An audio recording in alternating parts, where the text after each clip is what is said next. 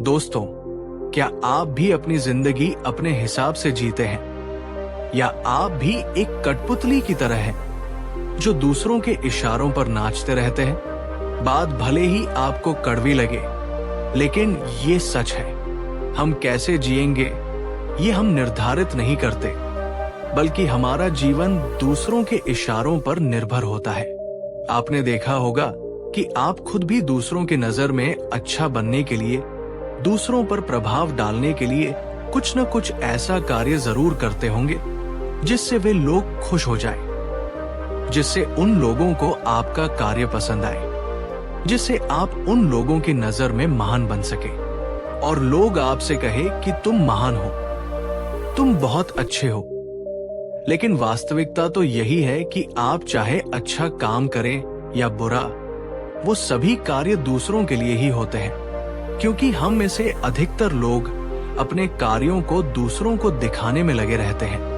यदि आप लोगों से पूछा जाए कि क्या आप अपना जीवन अपने लिए जीते हैं, अधिकांश लोगों का जवाब होगा, हमने अपने लिए अपना जीवन अब तक नहीं जिया।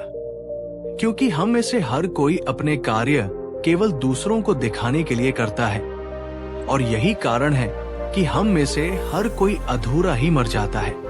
हमें ये कभी समझ नहीं आता कि इसका अंत समय में क्या होगा। अंत में हमारे पास कुछ नहीं रहने वाला। हम एक भिखारी की तरह अपने अंतिम समय को प्राप्त करेंगे। हम अपने जीवन के सम्राट हैं, और हमें कोई दुनिया नहीं जीतनी है, बल्कि हमें तो अपना जीवन जीना है, सिर्फ अपने लिए। लेकिन हम में से अधिकांश लोगों का जीवन केवल इस बात पर अटका होता है कि यदि मैंने ये किया, यदि मैंने वो किया तो लोग क्या कहेंगे, मेरे बारे में न जाने कैसी कैसी बातें करेंगे। क्योंकि आप अपने से ज्यादा उनके बारे में सोचते हैं। आप अपनी नजरों से ज्यादा उनकी नजरों में ऊंचा उठना चाहते हैं। लेकिन वास्तविकता तो यही है, आप चाहे कितनी भी कोशिश कर ले, कितना भी बेहतर बन जाए, लेकिन लोगों का काम कहना ही है। वो कुछ न कुछ तो कहेंगे ही। महात्मा बुद्ध जैसे महान व्यक्तित्व को भी लोगों ने कुछ न कुछ भला बुरा अपशब्द कहे थे। इसलिए लोग क्या कहेंगे, इस बात को अपने मन से निकाल दो और अपने आप पर ध्यान दो। अपने आप को पहचानो। लोग क्या कहेंगे, इस सोच के कारण आप एक मशीन बन चुके हैं। हम भी उसी भीड़ का हिस्सा होते जा रहे हैं जिसमें लोग रहना पसंद करते हैं, और ये मानने लगे हैं कि भीड़ जो भी कर रही है, जो भी कह रही है, वो सब सच है, सही है। और वास्तविकता देखी जाए तो हम भी इसी भीड़ का एक हिस्सा बन चुके हैं। हम भी इस भीड़ में अपने आप को भूल चुके हैं। हम भी इस भीड़ के कहे अनुसार उसके इशारों पर नाचते रहते हैं। ये भीड़ हमसे जो करवाना चाहती है, हम वैसा करते चले जाते हैं। इस भीड़ के हाथों हमने अपना पूरा जीवन सौंप दिया है, और हम इस भीड़ के पीछे भागते चले जा रहे हैं। ऐसे केवल कुछ ही लोग होंगे जो वास्तविक तौर पर अपना जीवन स्वयं जी रहे हैं, और यही लोग उस भीड़ को पागल नजर आते हैं। इसे और साफ और स्पष्ट तौर पर समझाने के लिए आज की जो कहानी मैं आपको सुनाने जा रहा हूं, इस कहानी के माध्यम से आप ये सीख सकेंगे कि आधी अधूरी जिंदगी जीकर हमें कोई लाभ नहीं। बहुत समय पहले की बात है। किसी नगर में एक सम्राट था। वो उस सम्राट का एकलौता पुत्र था, और वो तो अभी नवजात शिशु था। लेकिन दूसरी तरफ सम्राट ने उसके पूरे जीवन की रूपरेखा अपने हिसाब से तैयार कर दी थी। वो क्या होगा, कैसे बनेगा, वो अपने जीवन में क्या करेगा, उसे किस तरह से एक भावी सम्राट बनना होगा।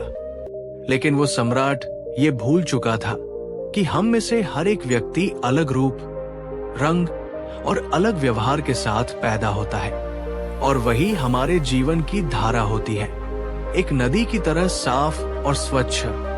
उस धारा को हमने खो दिया है और अपना लिया है भीड़ तंत्र द्वारा दिया गया एक गंदा नाला, क्योंकि ये हमें अत्यधिक सुरक्षित लगता है। क्योंकि इस भीड़ में हम अपने आप को सुरक्षित मानते हैं। हमें कुछ नया जानना अच्छा नहीं लगता। हम तो केवल इस भीड़ के साथ चलकर अपने आप को सर्वश्रेष्ठ समझते हैं। उस बच्चे का भी एक व्यवहार था। हिंसा से उसे आनंद नहीं आता था। उसे तो नृत्य करना और चित्र बनाना अत्यधिक पसंद था। यही उसकी जीवन धारा थी। यदि वो उस पर चलता तो संपूर्णता को प्राप्त करता, लेकिन उसके पिता को ये सब बिल्कुल पसंद नहीं था। उसने हर वो जतन कर डाले जिससे उसका बच्चा सम्राट बनने के लिए आगे बढ़ सके, उसमें सम्राट के सर्वश्रेष्ठ गुण आ सके। लेकिन उस बच्चे को कोई फर्क नहीं पड़ रहा था। ऐसे ही धीरे धीरे समय बीतता गया और समय के साथ साथ अब वो युवराज बड़ा होने लगा। आपने अपने आसपास ये तो जरूर देखा होगा कि बच्चे तो अपने में ही मग्न रहते हैं। उनके आसपास इस दुनिया में क्या हो रहा है उन्हें उस चीज से कोई मतलब नहीं होता। वे तो बस अपने खेल में मग्न रहते हैं। वे तो बस अपने आप में मग्न रहते हैं। लेकिन धीरे धीरे जैसे जैसे युवराज बड़े हो रहे थे, उनके मन में, उनके मस्तिष्क में समाज की ये बातें घर करने लगी थी। अब वे बाहर की दुनिया के बारे में सोचने लगे थे, लेकिन अब भी उनका व्यवहार पहले जैसा ही था। और ये बात उस सम्राट को बिल्कुल पसंद नहीं थी। और इसी वजह से वो सम्राट अपने पुत्र को ताने मारता, अपशब्द कहता। वो कभी कभी इतना क्रोधित हो जाता कि अपने पुत्र से कहता, तुम्हारे जैसे पुत्र से तो अच्छा होता कि मेरे घर कोई संतान ही नहीं होती।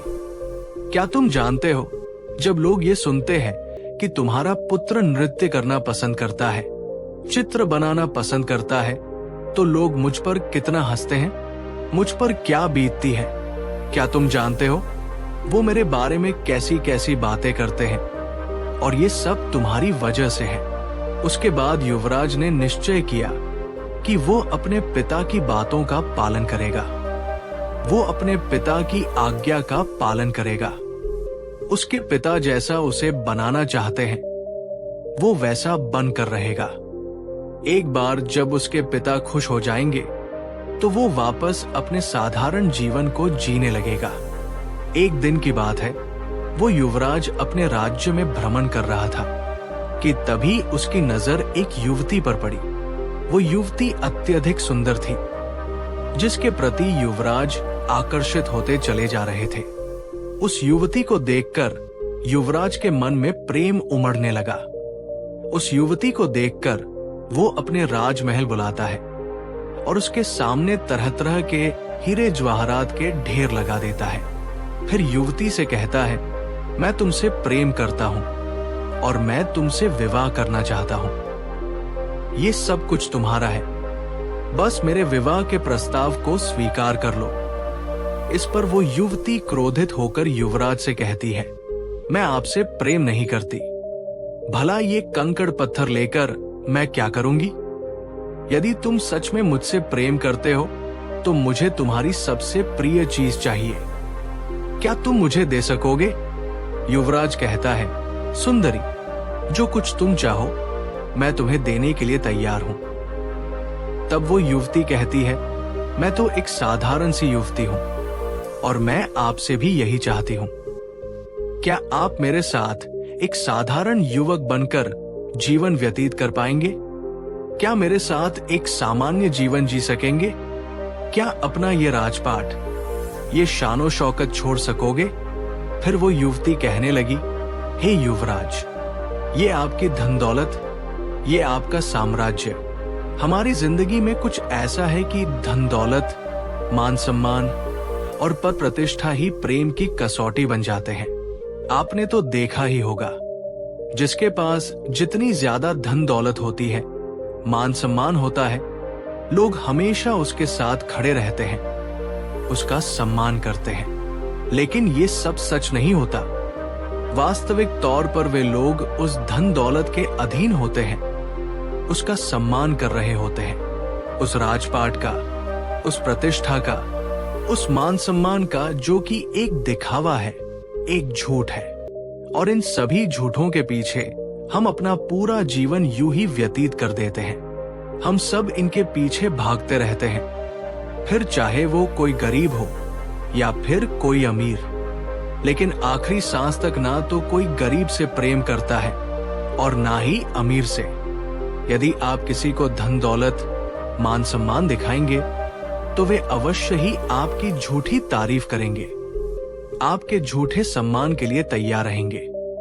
वे आपसे केवल इसलिए जुड़ेंगे क्योंकि उन्हें वे सारी चीजें पसंद हैं, आप नहीं।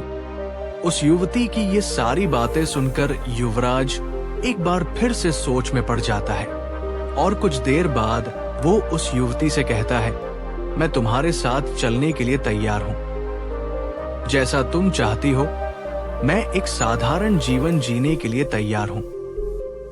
जैसे ही सम्राट को यह पता चला कि युवराज ये राज्य छोड़कर जा रहे हैं और वह भी एक साधारण सी लड़की के लिए, उसने तुरंत ही अपने सैनिकों को आदेश दिया कि उस लड़की और युवराज को बंदी बनाकर राज दरबार में पेश किया जाए। सैनिकों ने बिल्कुल ऐसा ही किया। उधर दूसरी तरफ सम्राट ने उस लड़की को जासूसी के आरोप में मृत्यु दंड दे दिया। वो राजा ये भूल चुका था कि जब हमारे हाथों में शक्ति होती है तो हम न्याय और अन्याय के बीच का फर्क भूल जाते हैं। उस मृत्यु दंड के बारे में सुनकर वो लड़की राजा से कहती है, हे राजन, इसमें मेरा क्या दोष है? मैंने क्या किया है? आपके ही पुत्र ने मुझे यहाँ आने का अनुरोध किया था। मैं तो उनकी ही विनती पर यहाँ आई थी, इसलिए मुझे मृत्यु दंड देने का आपको कोई अधिकार नहीं है।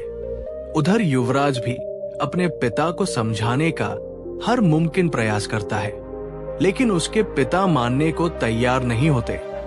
तब युवराज कहता है, पिताजी, यदि आप इस लड़की को छोड़ देंगे तो आप जैसा कहेंगे मैं वैसा ही करूंगा। ये सुनकर सम्राट अत्यधिक प्रसन्न हुआ और उसने उस लड़की को जीवन दान दे दिया।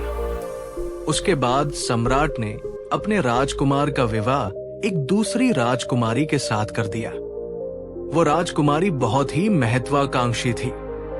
वो जल्द से जल्द महारानी बनना चाहती थी और इसके लिए उसके ससुर यानी सम्राट की मृत्यु आवश्यक थी।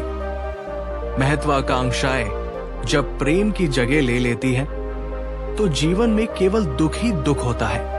आज के समय में पति और पत्नी दोनों ही महत्वाकांक्षी होते हैं, जिससे उनके जीवन में प्रेम के लिए कोई स्थान नहीं बचता।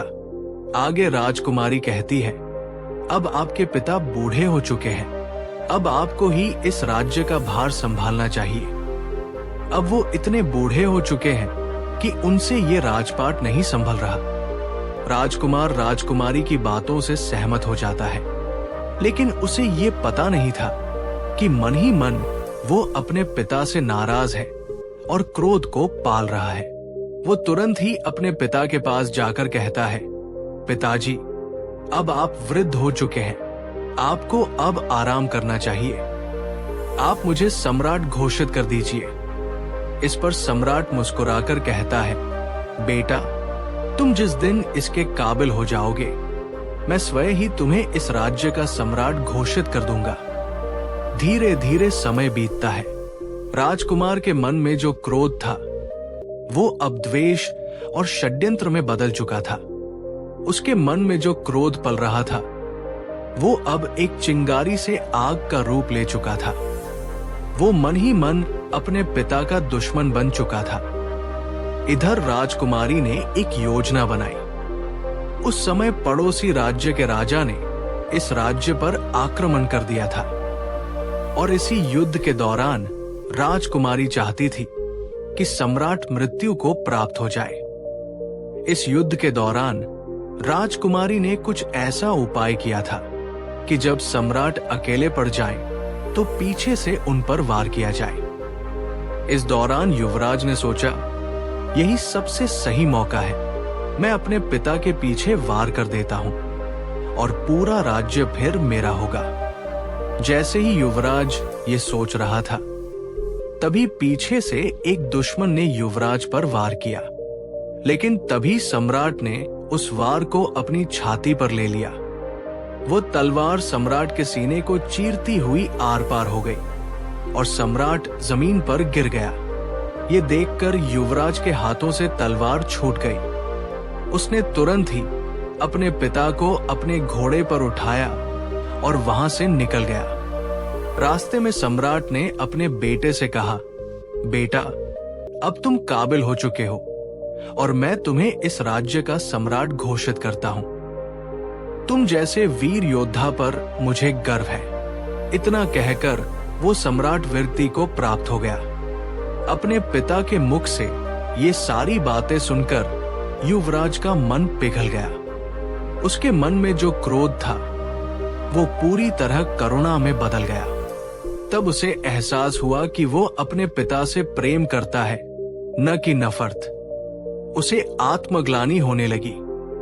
फिर वो तुरंत ही वापस युद्ध भूमि पर लौटा और अपने पिता की याद में उसने इस युद्ध को तो जीत लिया, लेकिन अपने आप से हार गया। वापस महल लौटकर युवराज ने राजकुमारी को आजीवन कारावास का दंड दे दिया। हमारे आसपास ऐसे बहुत से लोग होते हैं जो हमें हमेशा कुछ अच्छी तो कुछ कड़वी बातें कहते ही रहते हैं और उनकी हर बात हमें आईना सा दिखा जाती है। लेकिन हम ऐसे लोगों को ढूंढते रहते हैं जो हमारी हाँ में हाँ मिला सके, जो हमारी हर बात को सही ठहराएं, चाहे हम गलत ही क्यों न हो। जो भी कुछ हम कह रहे हैं, जो भी कुछ हम कर रहे हैं, वो सब सही है। हम कुछ ऐसे लोग चाहते हैं जो हमारी हाँ में हाँ मिला सके और हमारा साथ दे सके। राजकुमार बहुत दुखी था। वो स्वयं को भी सजा देना चाहता था। वो इस राज्य का सम्राट बनकर अब खुश नहीं था। एक दिन वो अपने राज्य का भ्रमण कर रहा था कि तभी रास्ते में उसने एक व्यक्ति को देखा जो रास्ते में नाच रहा था, गा रहा था और उसने एक चोगा पहन रखा था। ये देखकर युवराज उस व्यक्ति के पास गया और कहने लगा, आप कौन हैं? उस व्यक्ति ने मुस्कुराते हुए कहा, मैं कौन हूं? ये जानने के लिए तो पहले तुम्हें ये समझना होगा कि तुम कौन हो। इस पर युवराज बोला, मैं इस राज्य का सम्राट हूं। उस व्यक्ति ने कहा, मुझे भी कभी ऐसा ही लगता था कि मैं इस राज्य का सम्राट हूं, लेकिन बाद में समझ में आया कि मुझसे बड़ा भिखारी तो और कोई नहीं है। युवराज चौंक गया। उसने पूछा, आप क्या कहना चाहते हैं? उस व्यक्ति ने कहा, हाँ, मैं जानता हूं कि इस राज्य के सम्राट तुम हो, लेकिन कभी इस राज्य का सम्राट मैं हुआ करता था और मैंने ही अपने हाथों से तुम्हारे पिता को ये राज्य सौंपा था। तुम्हारे पिता मेरे सेनापति हुआ करते थे और तुम्हें और तुम्हारे पिता को ये तक नहीं पता होगा कि जिस लड़की के लिए तुमने अपना घर-बार छोड़ना चाहा था, जिस लड़की को तुम्हारे पिता ने मृत्यु दंड देना चाहा था, वो पुत्री मेरी ही है। ये सुनते ही युवराज उस व्यक्ति के चरणों में गिर पड़ा और कहने लगा, मैंने अपने पिता से आपके बारे में बहुत कुछ सुना है। अब आप ही मुझे बताइए कि मैं आगे क्या करूं? मुझे अब इस राज्य में कोई दिलचस्पी नहीं है और नहीं मैं कोई सम्राट बनना चाहता हूं। उस व्यक्ति ने युवराज के हाथों को पकड़ लिया और उसे एक ऐसी जगह ले गया जहां पर एक विशाल वृक्ष था।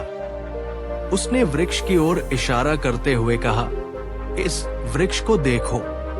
इस वृक्ष पर कई तरह के पक्षी बैठते हैं। कई लोग इसकी छाया में विश्राम करते हैं, लेकिन ये वृक्ष कभी उन्हें हटाता नहीं है, बल्कि उनका ख्याल रखता है, उनका ध्यान रखता है, सबकी रक्षा करता है और सबको भोजन भी देता है। यहाँ तक कि ये वृक्ष हम जैसे पापी इंसानों को भी अपनी छाव अवश्य देता है। लेकिन ये वृक्ष कभी ये नहीं कहता कि मैं तुम्हें खाना दे रहा हूं, मैं तुम्हें छाया दे रहा हूं, तो इसके बदले में मुझे कुछ दो। ये बस अपना कार्य करता रहता है। यही सम्राट का असली कर्तव्य है। लोगों को धोखा देना, युद्ध की नीतियां बनाना, खून बहाना, ये सम्राट का कार्य नहीं है। जाओ, वापस लौट जाओ अपने महल में और लोगों की सेवा करो, उनकी रक्षा करो, जैसे ये वृक्ष करता है। तब तुम सही मायनों में सम्राट कहलाओगे। राजकुमार की आंखों में आंसू आ गए। उसने कहा, मैं समझ गया, मुझे अब क्या करना है और क्यों करना है।